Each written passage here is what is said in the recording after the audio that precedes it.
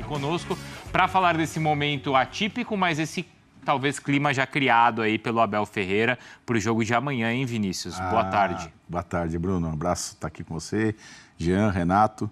Pois é o clima que o Abel gosta, né? Que ele cria, chamando a torcida, inclusive no jogo contra o Internacional, ele falou, vamos ter o apoio do torcedor, aqueles que acreditam na equipe, mas é um jogo muito difícil de virar, a gente vai ver pelo histórico e também pela situação do Palmeiras, mas tem uma outra situação aí, essa classificação vale vaga ou as quartas de final e a tranquilidade para a sequência da temporada, ou vai ter que administrar uma crise para os dois lados.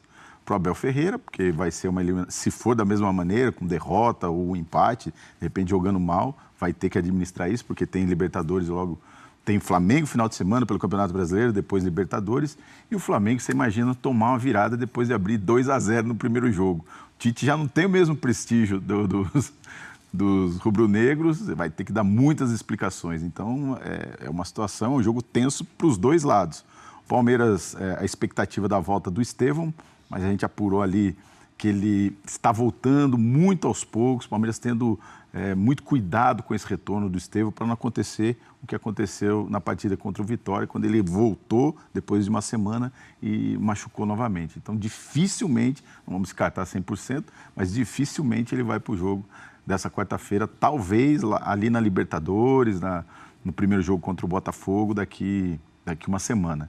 E as novidades, o Mike, né, que estava com dores musculares, pode jogar na lateral direita, e também o Flaco Lopes, que estava suspenso contra o Internacional. Então, e a grande dúvida aí, qual será a estratégia do Abel, que entrou com 3 zagueiros agora, entrou com um time defensivo não, mas um time mais reativo, esperando o Flamengo, com o Richard Rios do lado direito. Será que vem Mike, Marcos Rocha?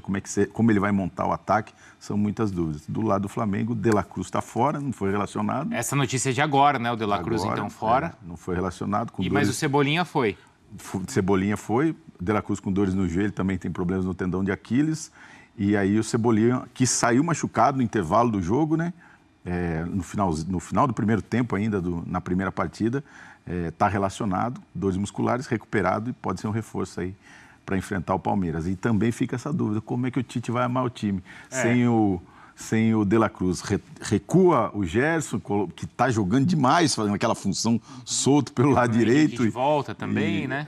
Ou reforça o meio campo ali com o Alan, enfim. São muitas possibilidades aí nesse tabuleiro desse jogo. Começando pelo Palmeiras, Jean, a gente vai ver então o retrospecto do Palmeiras com e sem o Estevão, né? Porque de repente apareceu, né, ainda em jogo de Libertadores, quando ele se torna ali titular, e de repente tem sido o destaque do time. Então, olha só, joga contra o Flamengo nessa temporada com e sem o atacante. Então, com quase 70% de aproveitamento. Até que sem o atacante, o aproveitamento nem cai tanto, mas 60%. Gols marcados, a média de 1,6 e 1,2, e as finalizações por jogo, esse número também cai. Palmeiras tem sentido falta desse jogador, Jean? Sem dúvida, Bruno. Eu acho até que talvez mais falta do que esses números indicam, né? Como verdade. você falou, a diferença é pequena aí. Mas a verdade é que o Estevão era, com alguma margem, o principal destaque do time ofensivamente falando nas partidas em que estava atuando. Então, é óbvio que a ausência dele é muito sentida. A situação do Palmeiras é muito complicada e acho que talvez, na cabeça de muita gente, passasse muito pela volta do Estevão para ter essa esperança um pouco maior de conseguir reverter o resultado contra um Flamengo que, é bom que se diga, jogou muito bem contra o Palmeiras, né? Então, é óbvio que houve muita crítica em relação à postura do Palmeiras, ao não querer ou não conseguir nem mesmo contra-atacar, mas aí a gente tem que lembrar um pouco do histórico do Abel nesses confrontos de mata-mata contra elencos mais capazes. É sempre assim. Você pode... Eu discordo de quem diz que o Abel é o cara que só joga na retranca, né? Não é verdade, basta olhar os números, as campanhas nos campeonatos, mas ele tem uma coisa, em mata-mata, contra elenco mais poderoso, e certamente o elenco do Flamengo é mais poderoso do que o do Palmeiras, ele costuma ter essa postura. A gente vai lembrar principalmente nas primeiras partidas. Exato. Acho que até aquele jogo contra o Atlético no Allianz, né, pela Libertadores, em que ele estava jogando muito com o regulamento, né, dizendo, bom, se empatar por 0-0 em casa, tem 1-1 ou 2-2 fora que acaba classificando. E foi até o que aconteceu. Mas enfim, agora não vai poder ser assim. Agora o Palmeiras vai ter que sair para o jogo, vai ter que atacar, vai ter que deixar espaço para um Flamengo que tem jogadores muito bons para contra-atacar. Então é claro que é uma situação bastante complicada. A ausência do Estevão complica ainda mais uma situação que já não é nada simples. É curioso que no ano passado, quando o Palmeiras sofreu aquela sequência... Na verdade, no ano passado, quando ele perde o Dudu, o Palmeiras sofre uma sequência de jogos ali sem vitórias, né? Isso causa até a eliminação do time, não é, Vinícius? Na Libertadores demora para o Abel encontrar uma nova equipe. Ele acaba encontrando também graças ao Endrick. E agora, com a ausência do Estevão, ele também ainda não encontrou a equipe sem esse jovem ponta. Que vai além também, né, Bruno? É você perder o Estevão e vamos dizer assim, as soluções são jogadores recém-chegados também. De características diferentes. De características diferentes. A questão é que no Estevão você não vai achar. Que é um jogador que ele consegue equilibrar as duas coisas. Ele é muito capaz de criar situações e concluir situações. É um jogador, assim, que a gente tem falado aqui muitas vezes que é para ser um nível bem alto, assim, que ele vai atingir. Mas eu tenho falado muito sobre isso. Uma equipe de futebol, ela não é linear, cara. Ainda mais se a gente olhar para 4 anos de um trabalho. É verdade. E 80 jogos por ano. É isso. Assim, é muito... De verdade, eu fico vendo o nível que essa crise que o Palmeiras eu coloco entre aspas, porque para mim não tem crise.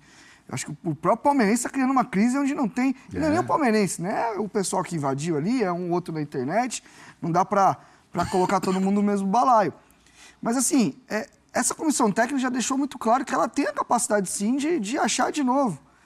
Vai ser agora contra o Flamengo? Não sei, o Palmeiras ainda vai ter 2 campeonatos para jogar no ano. A temporada passada mesmo, o sentimento era de ter arrasada. O Palmeiras termina o campeonato.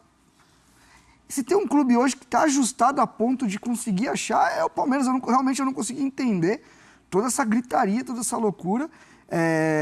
Acho que o Abel vai vir com novidades sim para esse jogo. Acho que ele vai tentar, de alguma forma, trazer algum fato novo, seja, ele já retornou a questão dos 3 zagueiros contra o Inter. Esse fato novo para você é no discurso que já começou ou é na equipe? O discurso ele já está buscando a mobilização. Tá. E eu acho que ele está corretamente, trazer a torcida. Você tem que vir para um discurso assim. E mas o discurso eu acho que... não é exatamente novo também, né? Vamos Não falar é. a verdade. Sim. E acho que não é nem que a gente concorde com o que ele está falando, mas a gente entende aonde ele quer chegar. Então, eu estou muito curioso como que ele vai vir para esse jogo, primeiro com relação à escalação. Tá. Se ele volta para uma situação de 2 laterais, que a gente já...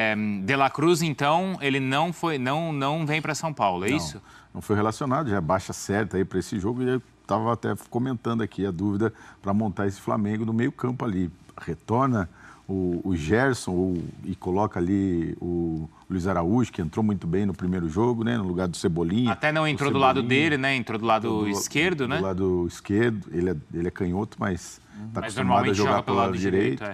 Então, é essa a dúvida no Flamengo aí, já que tem o Cebolinha à disposição, né? Vamos ver como é que ele vai amar esse meio campo, um time mais contido ali no meio campo, ou com o Gerson, que está jogando muito na função ali pelo lado direito.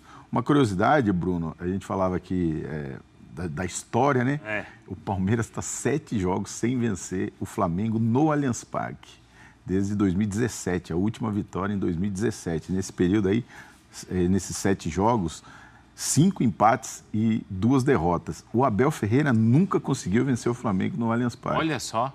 4 jogos, uma derrota e 3 empates. Ele só venceu em Montevidéu e em Brasília. Só em Montevidéu e Brasília. Porque no Maracanã ele também não ganhou. É verdade. Só em Montevidéu e Brasília, só 2 vitórias. Inclusive. Olha lá, pronto. E aí, uma curiosidade, eu estava levantando os números, o Palmeiras não adianta só vencer, né? Precisa vencer por 2 gols para levar a decisão para os pênaltis e 3 para se classificar direto. E aí, uma vitória por 3 gols de diferença desde 1962, na época da academia. Você vê como é difícil. 62? 62. Eu não era nem nascido. Pois é. Você não vai nem acreditar, mas eu não era nem nascido, Vinícius. Será? Nem o Jean era nascido. Mas isso Nem em São Paulo. Eu não entendi porque o NEM, tá? Você é o veterano aqui da... Isso é em São Paulo. Isso é em São Paulo. Em São Paulo. 3 gols de diferença desde 1962 em casa. Mas é muito significativo para um confronto como esse, 2 times grandes como esse, conseguir uma goleada por 3 gols. Eu não desacredito. Pode. Eu não desacredito. Mesmo assim, Renatinho? Isso mostra só que seria um feito né, o feito histórico aí, tirar o Flamengo depois de... Mas, o Renato, e a ausência do De La Cruz? Qual é o peso dela para o Flamengo? Não, é grande porque é um dos jogadores mais regulares da equipe na temporada.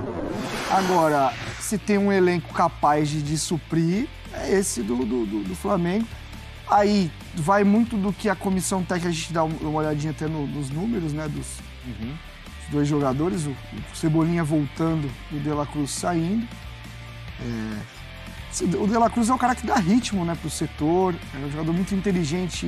Fez uma partidaça no Maracanã, né? Bom, ele é muito regular, né, mas... E normalmente quando ele come a bola, o time do Flamengo vai junto, assim. Ele é um cara muito termômetro da equipe mesmo. Agora, vai muito do que a comissão técnica vai traçar para planejar, né?